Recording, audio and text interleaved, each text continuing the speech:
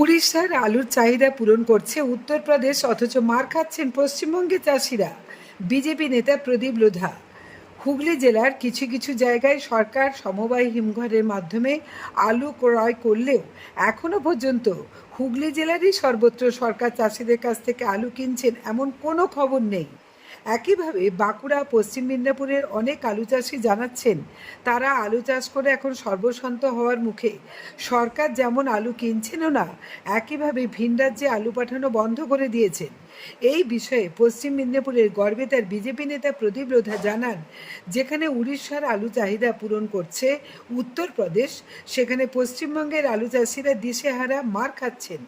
এই নিয়ে তিনি তীব্র ক্ষোভ উগরে দিয়েছেন, যা আজ ভাইরাল।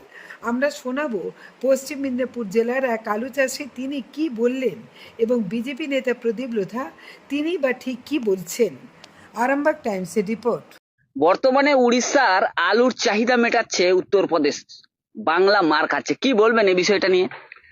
পশ্চিমবাংলার আলু ব্যবসায়ী এবং কৃষকদের সর্বনাশ। মমতা ব্যানার্জি 2024 সালে আলু রপ্তানিতে বাধা দেওয়ার পর বাংলার কৃষক এবং ক্ষুদ্র ব্যবসায়ীদের সর্বনাশ হয়ে গেছে। যে বাংলার আলু ছত্তিশগড়, মধ্যপ্রদেশ, উড়িষ্যা, আসাম, বিহার, ঝাড়খণ্ড রাজ্যে যেত, যে ব্যবসাদার, যে ক্ষুদ্র চাষি তাদের আলুকে ওই সমস্ত রাজ্যে রপ্তানি করে 2 পয়সা মুনাফা পেত, কিন্তু 24 সালে মমতা ব্যানার্জি আলুকে আটকে দেওয়ার পর ওই সমস্ত রাজ্যগুলো উত্তরপ্রদেশ থেকে আলু আনতে আরম্ভ করলেন এবং উত্তরপ্রদেশের ব্যবসায়ীরা সমস্ত মার্কেট সম্বন্ধে তারা পরিচিত হয়ে গেলেন। উড়িষ্যায় কোথায় আলু বিক্রি হবে উত্তরপ্রদেশের ব্যবসাদাররা জেনে গেলেন। বিহার, ঝাড়খণ্ড, ছত্তিশগড়, মধ্যপ্রদেশ সর্বত্র আলু কোথায় বিক্রিত হবে উত্তরপ্রদেশের ব্যবসাদাররা জেনে গেলেন। তার ফলে আজকে বাংলার চাষি এবং বাংলার কৃষক আজ তাদের আলুকে পাঠাতে পারছে না। এই এলাকার মানুষের লক্ষ লক্ষ কোটি কোটি টাকা ভিন রাজ্যে ব্যবসাদারের কাছে পড়ে আছে। ব্যবসাদাররা সেই টাকা দিতে চাইছে না ব্যবসাদারকে। ওই ভিন রাজ্যের ব্যবসায়ীরা এখন বাংলার সাথে ব্যবসা করতে ইচ্ছুক নয়, কারণ বাংলার সাথে ব্যবসা করার থেকে তারা জানে বাংলায় কখন মুখ্যমন্ত্রী আলু দেওয়া বন্ধ করে দেবে, তাদের ব্যবসার ক্ষতি হয়ে যাবে। তাই তারা সম্পূর্ণরূপে উত্তরপ্রদেশের সাথে কাজ করতে আরম্ভ করে দিয়েছে। আগামী দিনে পশ্চিমবাংলায় 2025 সালে চাষি যে আলু চাষ করছে, এই আলু মাঠ থেকে বিক্রয় হবে না, কারণ ভিন রাজ্যে আলু যাবে না আর পশ্চিমবাংলার হিমঘরে আলুর যোগান কুলোবে না।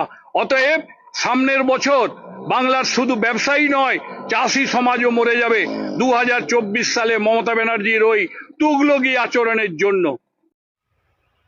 এই যে আলু চাষি, আপনি একজন আলু চাষ করেছেন, কি বলবেন আলুর ব্যাপার নিয়ে? কী করবো, দামও নেই আর রাখারও ক্ষমতা নেই। এই তো 20 টাকা করে বলছে প্যাকেটের দাম।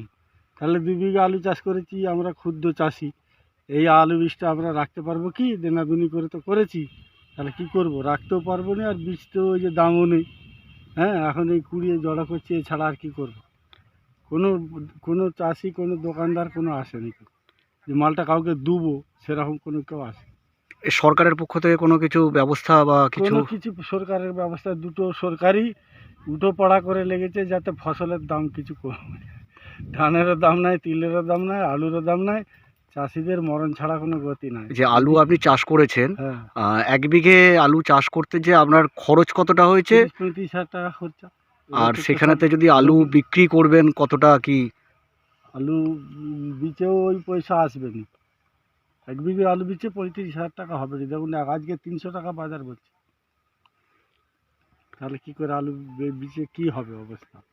প্রতিটা চাষি এবছর যা হবে সে বলে। অপরদিকে বিরোধী যারা রয়েছে তারা রাস্তায় আলু ঢেলে একদম আলু চাষিদের পাশে থাকবেন, এইরকমই তারা বলছেন।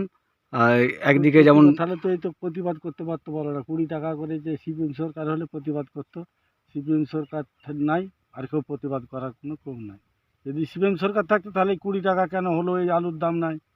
হ্যাঁ, 10 টাকার থলে 20 টাকা হয় কি?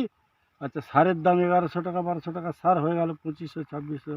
তাহলে আজকে আলু যখন আমরা বীজ কিনছি, এবছরও তুমি বলো 2200 টাকা বীজ কিনছি, তাহলে এই বীজতে যাওয়ার সময় এই অবস্থা। এই ভোটের মুখেতে একদম চাষিরা যারা রয়েছে, কদিন পরই ভোট ঘোষণা হবে, হ্যাঁ, সেই ক্ষেত্রে আপনাদের তো একটা সমস্যা। সমস্যা মানে বিরাট সমস্যা, কিছু করার নেই।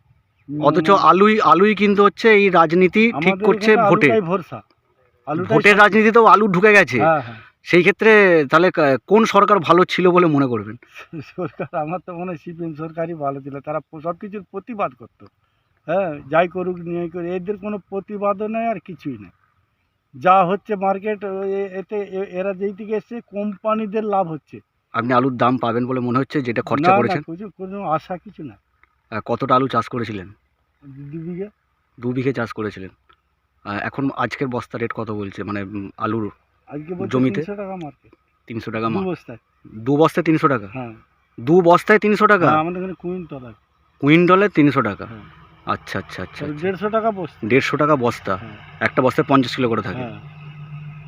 হ্যাঁ। এই জায়গাটা কোথায়? এটা হচ্ছে হাজিপুর। হাজিপুর। হ্যাঁ। আপনার নাম? আমার নাম মহাদেব ঘোষ। জ্যোতিষ জগতে অদ্বিতীয় ডক্টর অঞ্জন শাস্ত্রী, আপনার উজ্জ্বল ভবিষ্যতের একমাত্র দিশারি। Call for booking 7477886099 or log in www.anjanshastri.com।